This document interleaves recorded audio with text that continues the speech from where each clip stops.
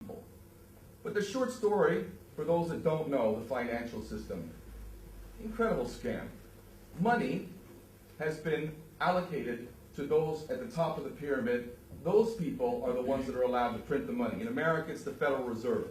Here, it's the Bank of England and the European central banks. These fraudsters are allowed to print money out of thin air, backed by nothing. Backed by nothing. And they were given that power by our corrupt, greedy, pathetic so-called leaders, whether they're prime ministers or politicians, all of them, traitors with the rarest of exceptions. They have given the power on behalf of us, who they supposedly speak for these tyrants to be able to print the money. They then loan the money. They then loan the money to the banks at interest. At interest. We pay interest to people who print money, which we could print ourselves debt-free. And yet we allow them to do this. So they print the money, and then they loan it to the banks at which we own the interest. And they've had this fraudulent system in existence for many, many hundreds of years now. And this system is inherently debt-driven. The point of it is to indebt us, so that we have to pay more and more taxes to pay off a debt that can't possibly be paid off. Because the amount of debt that is created from the money that is printed, there is not enough money in circulation to pay off the debt. So there will always be debt. There is no way to balance the budget. We will always be in debt. So while we're having these so-called austerity measures being played out in front of us, while education is becoming far too expensive for most working class people to be able to send their kids off to university, while our social services are being cut, systems are being privatized, and you're wondering how you're going to keep a roof over your head or a job and put food on the table for your family, we are paying debt. To who? This is the one question. The one question when they talk about the debt and the need to cut social services and increase your taxes, why are we doing that? Because we're in debt. To who?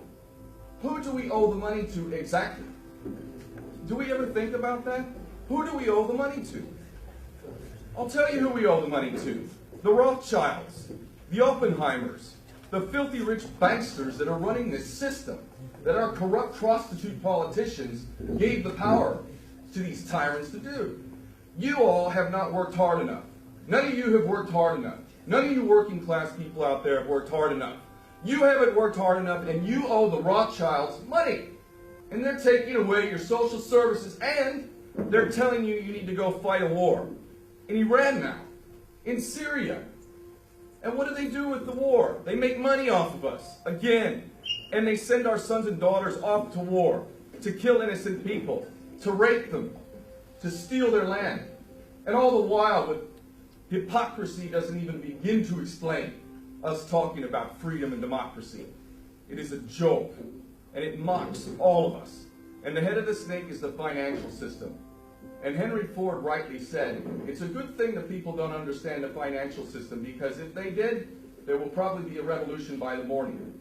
And it's true. We owe money to the filthy rich. That's who we're in debt to. They could say, we're going to wipe the debt clean. For me, that wouldn't be enough. Are you kidding me? You think you're going to get off that easy? For hundreds of years, you've been enslaving the people in your debt-driven system. And you think that you're just going to be able to wipe the slate clean and that's going to be it? Hell no. If you don't hang from a lamppost, you should consider yourself lucky for the scam that you have perpetrated on the people. And the thing is that they've got us all by this system. They control the money. It's not even paper to them. They don't even need to print the money. They can simply go into a computer, type in a couple extra zeros in an account, and someone has got money.